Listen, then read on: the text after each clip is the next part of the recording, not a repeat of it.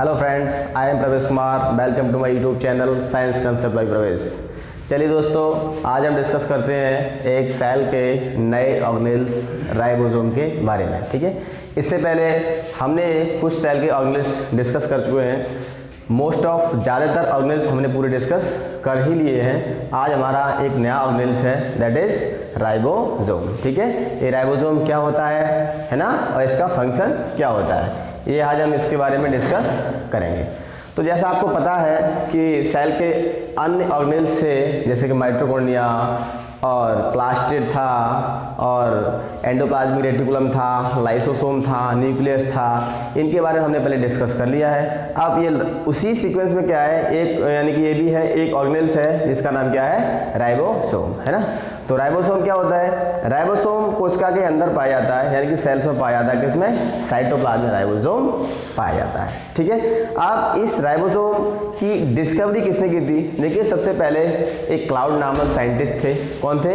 एक क्लाउड नामक साइंटिस्ट थे। उन्होंने 1941 में इसकी डिस्कवरी की थी, किसकी? राइबोसोम की। और राइबोसोम की डिस्कवरी की थी और उन्होंने इसको क्या बोल दिया, माइक्रोसोम कहा था। क्या कहा था? माइक्रोसोम। बट कुछ समय बाद फिर क्या हुआ, एक और दूसरे साइंटिस्ट आए जिनका नाम था पैलाडे। उन पैलाडे ने क्या किया, इनको राइबोसोम कह दिया। क्या कह दिया? राइबोसोम। ठीक है, तो चलिए दोस्तों, अब हम स्टार्ट करते हैं।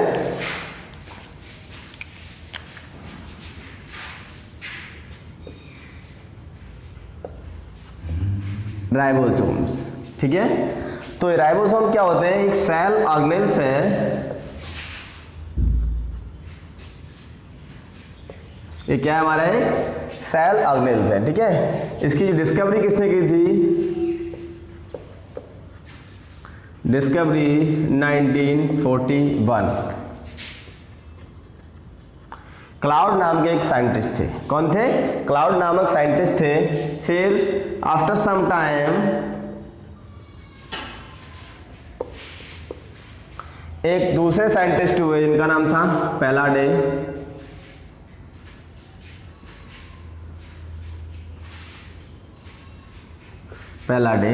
इन्होंने इसको देखा था एनिमल सेल में देखा था और इसको बोल दिया ribosome.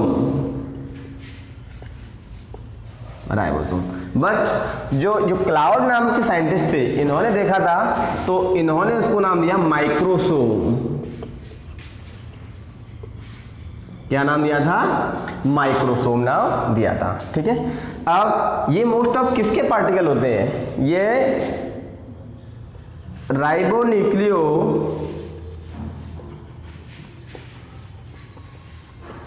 Protein.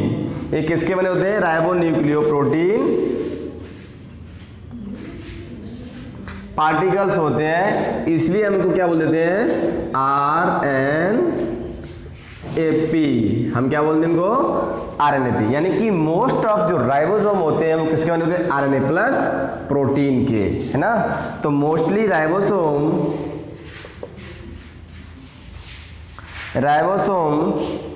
is made by protein and RNA, है ना।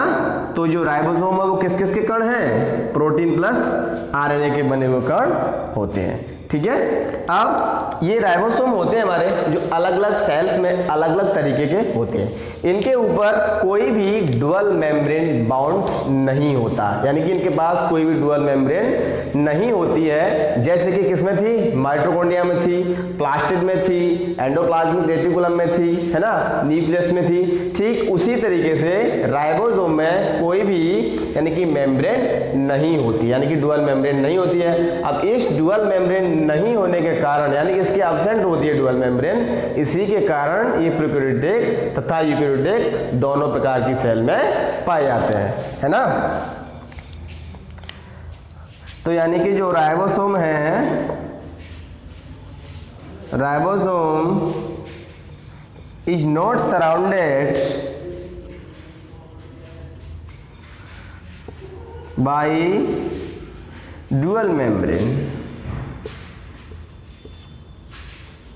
यानी कि डुअल मेम्ब्रेन नहीं होती है। अब इस डुअल मेम्ब्रेन नहीं होने के कारण किस किस में होंगे, तो these are present in both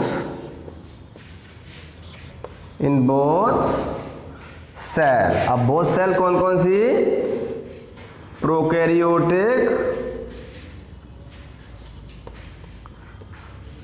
and eukaryotic, prokaryotic and eukaryotic cell. ठीक है, इनकी पहचान तो आपको बताइए। प्रोकैरियोटिक यूकैरियोटिक सेल की पहचान क्या होती है, मैंने इसको यानी कि सबसे पहले लेक्चर पढ़ाए थे, उनमें इनमें अंतर बताया था कि इनमें डिफरेंस क्या है प्रोकैरियोटिक सेल और यूकैरियोटिक सेल में। जिसमें डुअल मेम्ब्रेन बाउंडेड ऑर्गेनेल्स होंगे वो कौन सी सेल होगी, यूकैरियोटिक होगी, और जिसमें नहीं होंगे वो कौन सी सेल होगी, प्रोकैरियोटिक सेल होती है। तो यही कंडीशन है कि राइबोसोम क्या होते हैं, एब्सेंट होते हैं, सॉरी राइबोसोम दोनों में प्रेजेंट होते हैं। ठीक है, ये राइबोसोम कहां पे होंगे, दोनों में, यानी प्रोकैरियोटिक में भी होंगे और यूकैरियोटिक सेल में भी होंगे।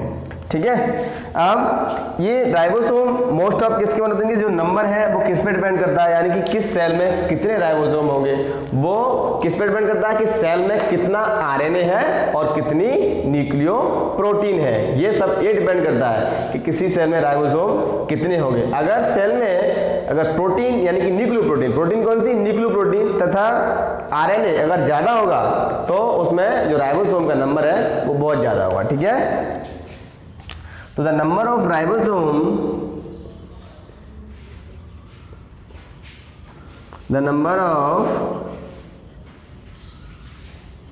ribosomes in cell depends on the amount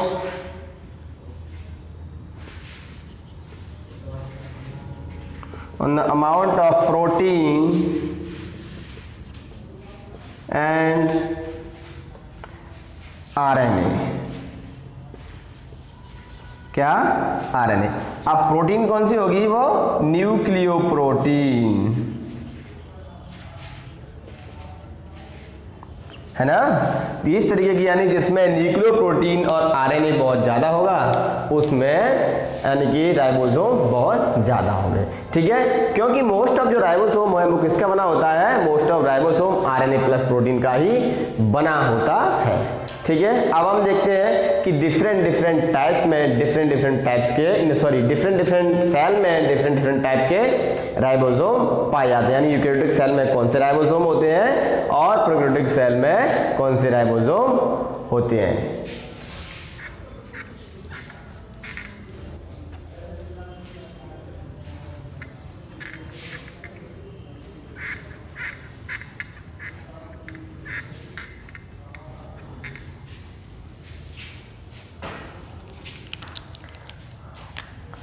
types of ribosome, types of ribosomes है ना। अब यानी कौन सी सेल में किस टाइप के राइबोसोम होते हैं। ठीक है, अब मेरे पास दो तरीके की सेल होती हैं, एक तो प्रोकैरियोटिक और दूसरी यूकैरियोटिक।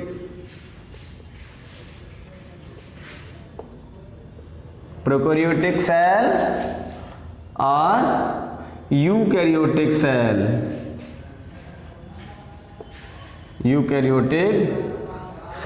है ना। तो जो हमारी प्रोकैरियोटिक सेल होगी इसमें कौन से राइबोसोम होंगे, 17S। इसमें कितने होंगे, 18S। ठीक है, अभी S क्या है, S है स्वेडबर्ग कांस्टेंट।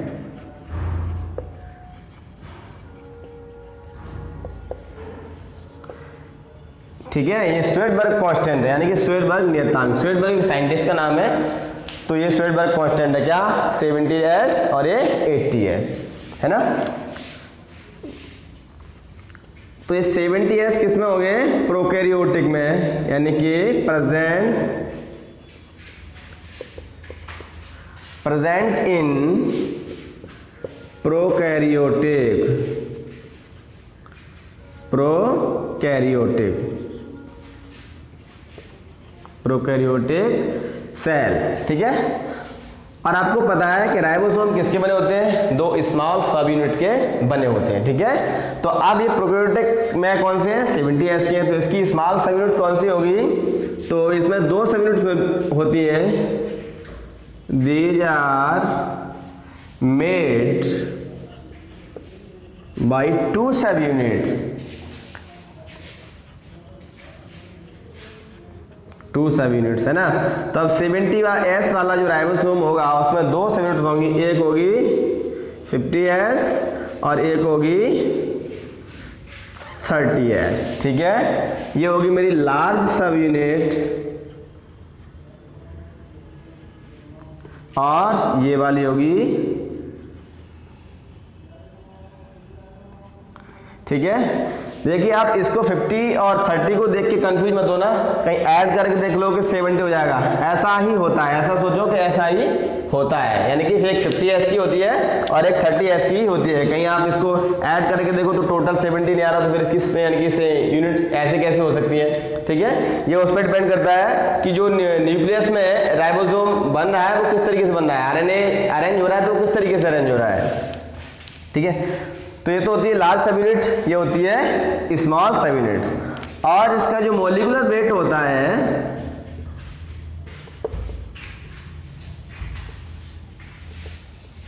जो मॉलिक्यूलर वेट होता है वो कैसा होता है, लो होता है, ठीक है। अब हम देखते हैं 80S, तो ये कहाँ होंगे, present in only eukaryotic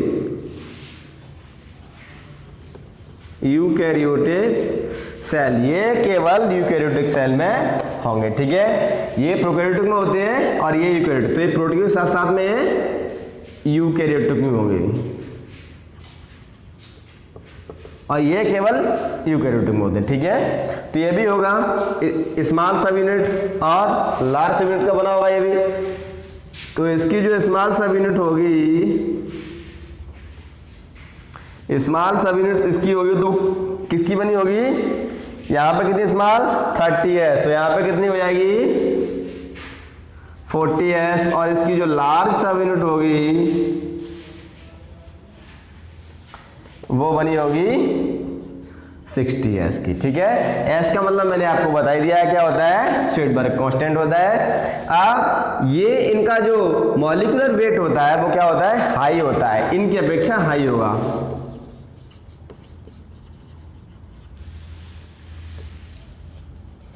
molecular weight होगा हाई होता है, ठीक है। चलिए हम अरेंज कर ले रहे हैं स्मॉल सब यूनिट और लार्ज को कैसे होती है कुछ।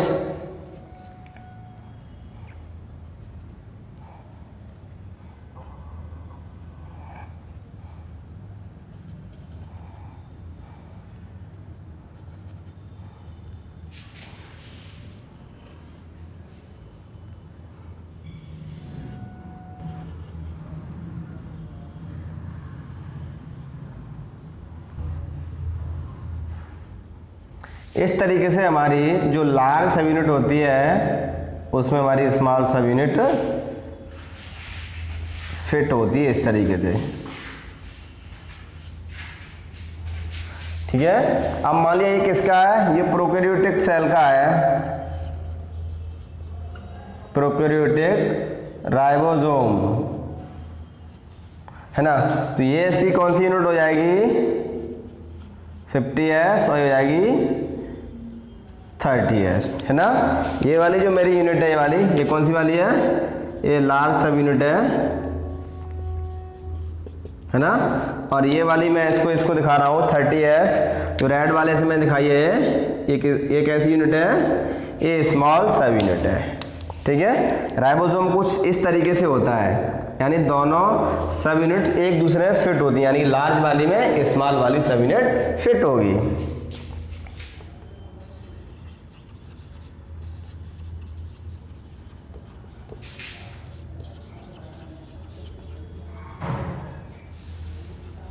स्मॉल सब यूनिट, ठीक है, अब हम देखते हैं इसका फंक्शन क्या होता है, क्या काम करते हैं, like mitochondria, plastid and nucleus.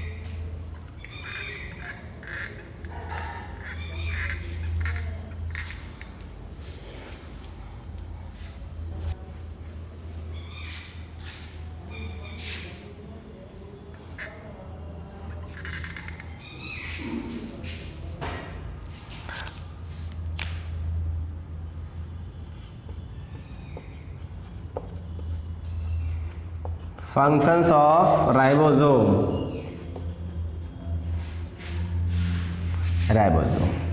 है ना।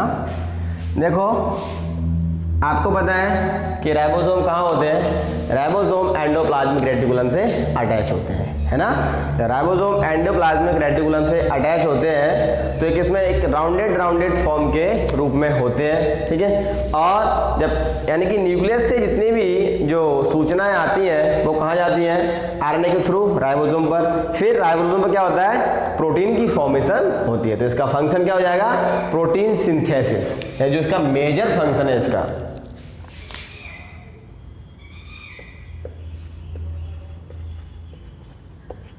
सिंथेसिस ऑफ प्रोटीन, ठीक है।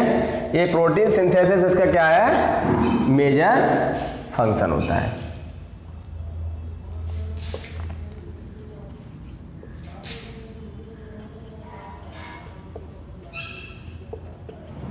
है ना। तो इसीलिए हम इसको क्या कहते हैं, protein factory of the cell. So be called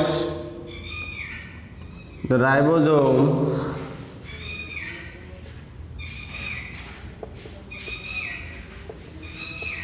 protein factory of cell, ये इसका मेन फंक्शन होता है, ठीक है। चलिए ये आपका राइबोसोम क्लियर होता है। अब हम देखते हैं next organelles, that is Golgi body, ठीक है।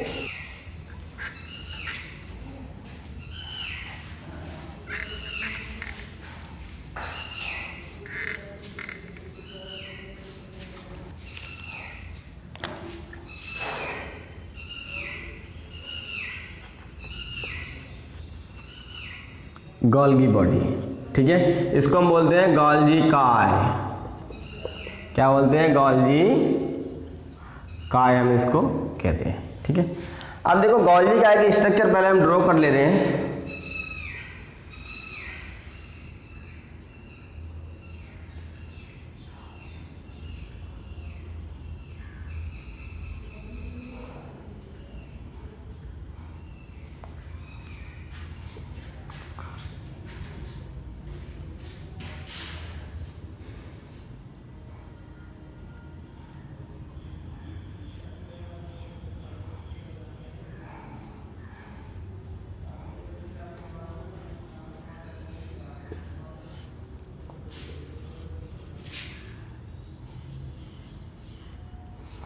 ऐसी कुछ गोल्गी बॉडी की स्ट्रक्चर होती है,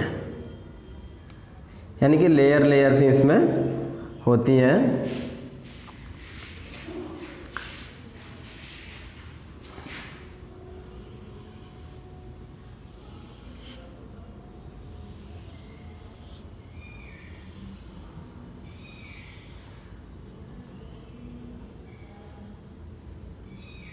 देखो ये हमारी हो गई गोल्गी बॉडी।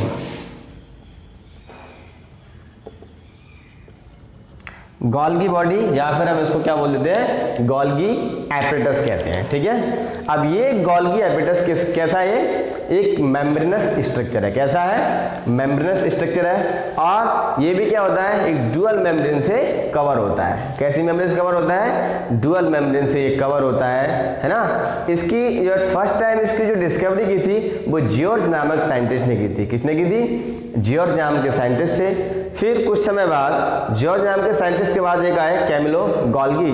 कैमिलो गोल्गी ने इसको क्या नाम दे दिया गया, गोल्गी बॉडी दे दिया, यानी कि उस ऐसी यानी कि इस स्ट्रक्चर को जियोर्ज नामक साइंटिस्ट ने देखा तथा गोल्गी बॉडी इनको नाम किसने दिया था, कैमिलो गोल्गी ने दिया था, ठीक है। चलिए हम देख ले रहे हैं discovery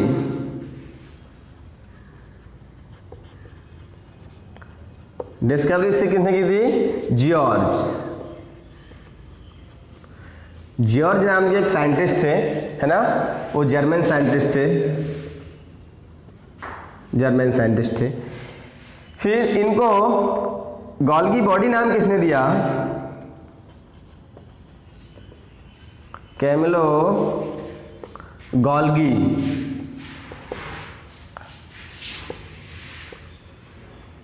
named these structure Golgi body. ठीक है, तो यानी कि जो गोल्गी बॉडी की डिस्कवरी किसने की थी? फिर कैमिलो गोल्गी ने। मोस्ट ऑफ यही पूछा जाता है क्वेश्चन, इस जगह से क्वेश्चन कम आता है। ठीक है, ये कैसी है? डुअल मेम्ब्रेन है, यानी कि इसके ऊपर एक कवरअप है, वो कैसा है? यानी कि डुअल मेम्ब्रेन का कवर होता है इसके ऊपर।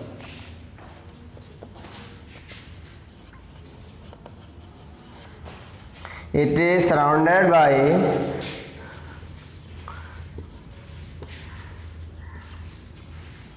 डुअल मेम्ब्रेन, है ना। अब ये डुअल मेम्ब्रेन सराउंड होती है, तो इसका मतलब क्या है? ये प्रोकैरियोटिक में एब्सेंट होगी, है ना। अब होता क्या है कि इसके पार्ट्स कितने होते हैं? देखो, ये वाला जो पार्ट्स होता है इसको हम बोलते हैं सिस्टर्नी। ये हो गया सिस्टर्नी, है ना। फिर ये हो गया वैक्यूअल, और ये हो जाएगा हमारा नीचे स्मॉल स्मॉल सी है, ये वेसिकल्स हो जाएंगे दोनों, वेसिकल्स, है ना। तो जो गोल्गी बॉडी होती है उसके कितने पार्ट्स होते हैं? 3 पार्ट्स होते हैं। कौन कौन से? सिस्टर्नी, वैक्यूअल और वेसिकल्स। ठीक है, और इसकी 2 तरीके की फेस होती है। जैसे ऊपर वाली फेस देखो कैसी है, फिर ये नीचे वाली फेस कैसी है ना। तो ये कैसी है? कॉन्वेक्स फेस है, और ये कैसी है? कॉनकेव फेस है ना।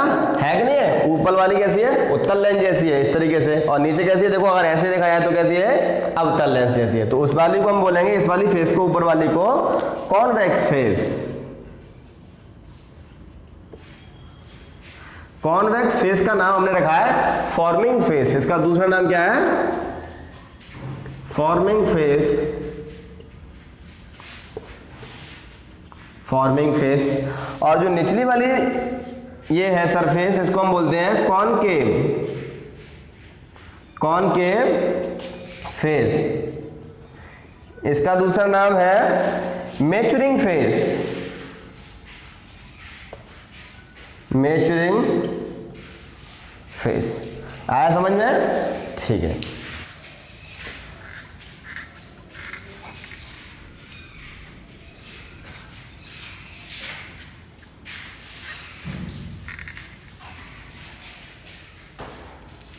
देखो, फॉर्मिंग फेज पे क्या होता है और मैच्योरिंग फेज पे क्या होता है। ठीक है, देखो फॉर्मिंग फेज पे क्या होता है कि ये जो सिस्टर्नी सी है ना, ये बन रही होती है। क्या हो रही होती है? बन रही होती है। और मैच्योरिंग फेज पे क्या हो रही होती है? ये मैच्योर हो रही होती है, यानी यहाँ से जनरेट होती है और यहाँ पे मैच्योर हो जाती है। जैसे कि आपने लाइसोसोम इससे पहले पढ़ा था, तो लाइसोसोम में क्या था? लाइसोसोम एक राउंडेड स्ट्रक्चर थी। तो लाइसोसोम वो किससे बनता है? वो इसी से बनता है। किससे बनता है? फॉर्मिंग फेज से लाइसोसोम बनता चला जाएगा, और इसमें पास होता चला जाएगा नीचे की ओर, एंजाइम इसमें कंटेन होते चले जाएंगे, और लास्ट में यहाँ से मैच्योर होके निकल जाएगा। ठीक है, वो कहाँ मिल जाएगा? फिर साइटोप्लाज्म में। ठीक है, चलिए हम देखते हैं इसकी जो फर्स्ट फेज है, ये वाली सिस्टर्नी, है ना। फिर 2 वैक्यूअल, 3 वेसिकल्स। ठीक है,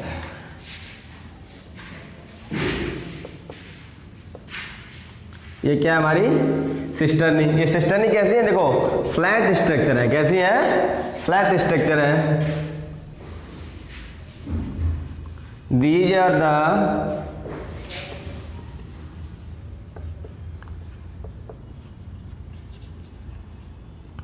फ्लैट स्ट्रक्चर, है ना।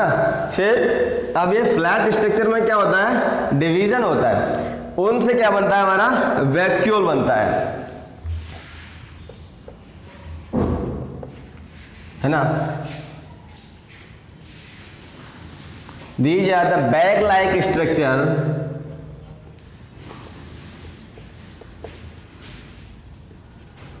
ये बैग लाइक स्ट्रक्चर है। Which is formed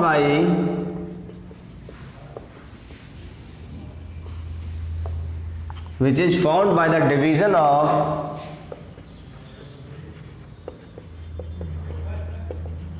division of cisternae,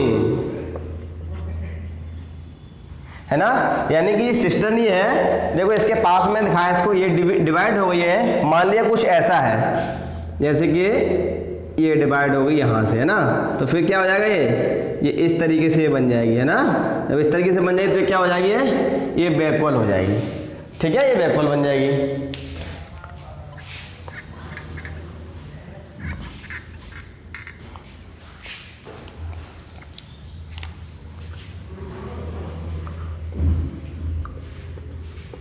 अब ये वेसिकल्स क्या होती हैं, ये वेसिकल्स राउंडेड स्ट्रक्चर होती हैं। These are the small rounded structure.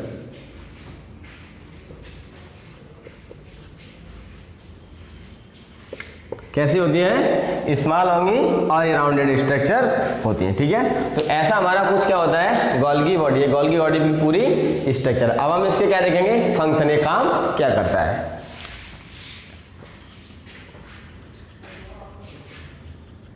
Functions of Golgi body, Golgi body या फिर गोल्गी एपेटस।